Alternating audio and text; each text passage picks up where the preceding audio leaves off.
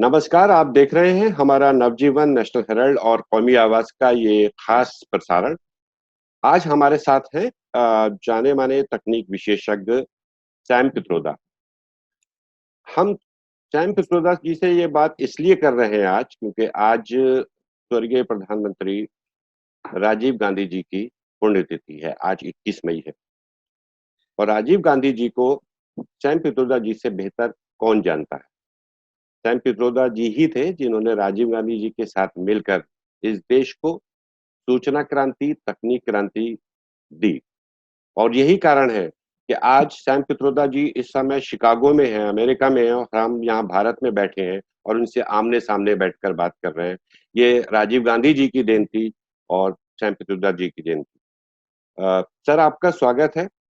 आज हम राजीव गांधी जी को याद कर रहे हैं, तो आप उनको कैसे याद करते हैं आज?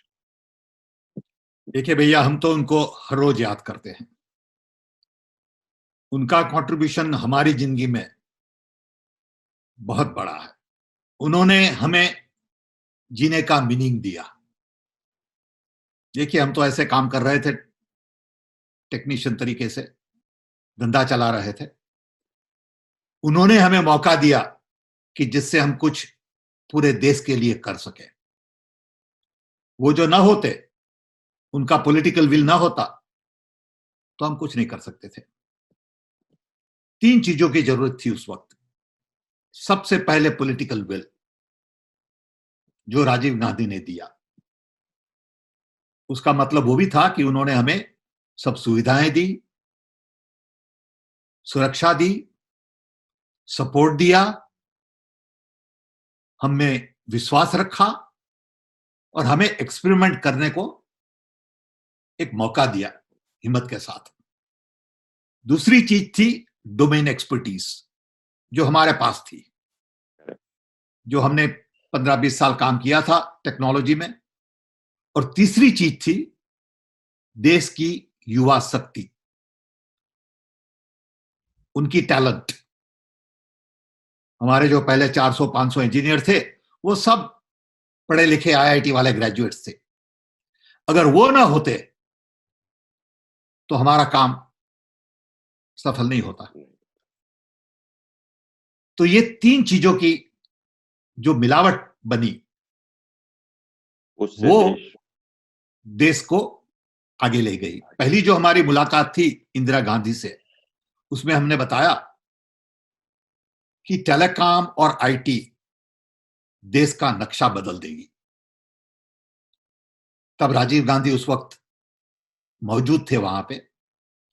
हमारी उनसे पहली मुलाकात वहीं हुई और we just clicked. He was just a pleasant, good looking, young, dynamic personality. We had the meeting of the eyes. And from then onward, the relationship improved, trust got built, and he gave me an opportunity along with our young team to set up CDOT. Then I became chairman of the Telecom Commission, then worked with him on technology missions for rural drinking water,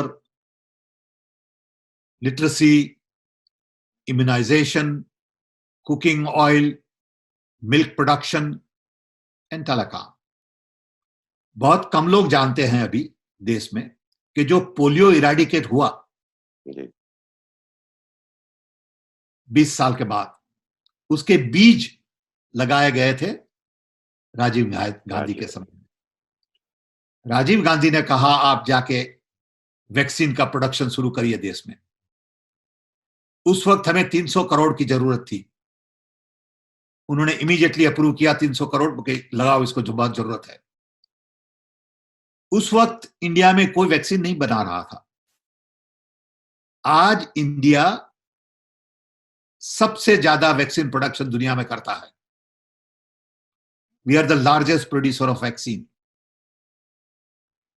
लोग नहीं समझते ये। उस वक्त हमारे पास 2 million phone थे। आज हमारे पास 1.2 बिलियन फोन्स हैं। उस वक्त हमारे पास सॉफ्टवेयर एक्सपोर्ट कुछ नहीं था। आज हम 180 बिलियन डॉलर वर्थ का सॉफ्टवेयर सर्विस एक्सपोर्ट करते हैं। जो राजीव गांधी का योगदान था देश को टेक्नोलॉजी से आगे बढ़ाना, वो लोगों ने समझा नहीं है। जब ऐसे बहुत लोग कहते हैं कि कुछ नहीं हुआ 50 साल में, 17 साल में, उन्हें कोई पता नहीं वो क्या बोलते हैं। झूठ तो बोलते ही हैं, लेकिन उनकी अज्ञानता भी बाहर दिखती है। आज कोरोना क्राइसिस के वक्त में एक लीडरशिप वैक्यूम आज हम देख रहे हैं भारत में खास तौर से। हालांकि पूरी दुनिया की स्थिति लगभग ऐसी है और एक ऐसा पेंडेमिक है जिसका अभी तक कोई हल नहीं है, कोई वैक्सीन नहीं है।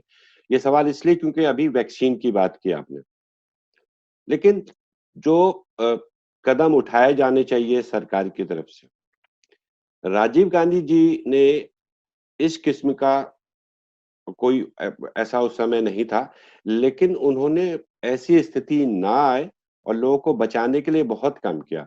पंचायतों का आपने जिक्र किया, नगर पालिकाओं का जिक्र किया।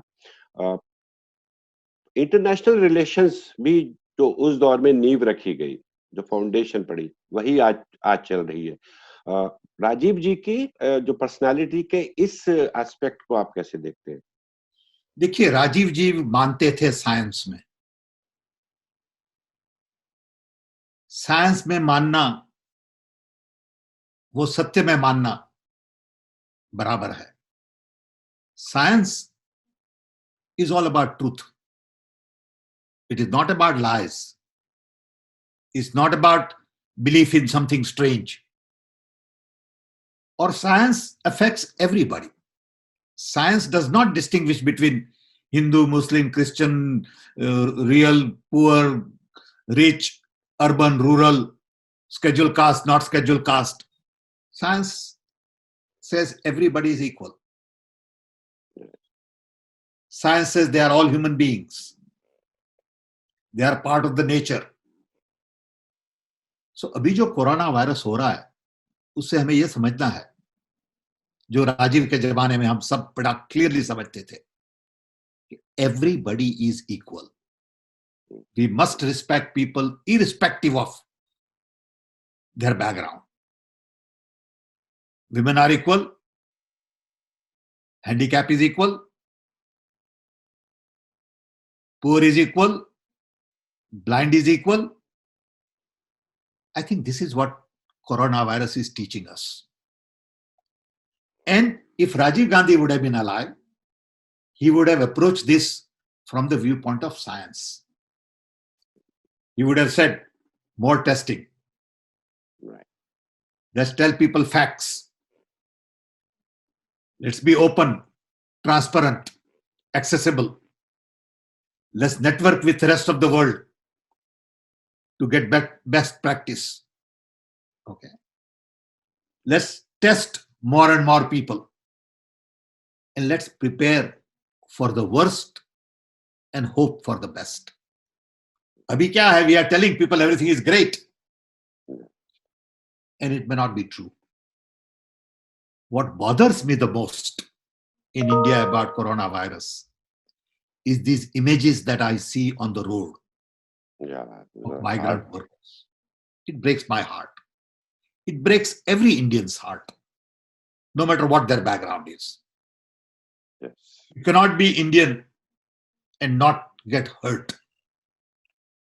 That millions of our people with young children, women, bags on their head, in this heat and dust, walking and walking and walking, miles and miles to go home. Here we have the best trains in the world, which can carry 10 billion people every year, sitting idle. We have thousands of buses in the country just to take our children to school, sitting idle. And our poor people have to walk. What a shame. Rajiv Gandhi would have never allowed this. I can tell you all these that. resources could have been used. All these resources could have been used. It is logistics. Logistics. And there is no excuse for it. आप कोई excuse नहीं ला सकते कि ये नहीं हुआ, उसकी permit नहीं थी, इसकी परमिट नहीं थी, इसकी लाइसेंस प्लेट बराबर नहीं थी, वो ड्राइवर बराबर नहीं था. Nothing. It has to be done. Who will pay? When will they pay? How will they pay? Is a separate issue. It comes later on. Who are they? Where they have to go? Don't matter. And migrants need a support at this time of crisis. And I think Nyay scheme is the best suited Absolutely. to address this. How do you see this? न्याय की scheme क्या थी कि सबके हाथ में अभी पैसे दिए जाए. Because poor need money to spend. They don't need an announcement of a program, which will take 9 months to get there. You need to implement. I mean, there are some good programs government has announced. Can you get it done? Right. You take 1,000 migrant workers and ask them, what did you get? That's the answer. Don't give me anything else. We did this and we did that and you did this and that fellow did that. We really get trapped in wrong issues. Essentially, non-issues. What matters is, have we delivered to poor what they need today? They need food, they need shelter, they need cash, they want to go home, they need transport, and they need security. Yeah. And we have ignored them. And it's shame for all of us. Yeah, as an Indian, we feel ashamed of all these things.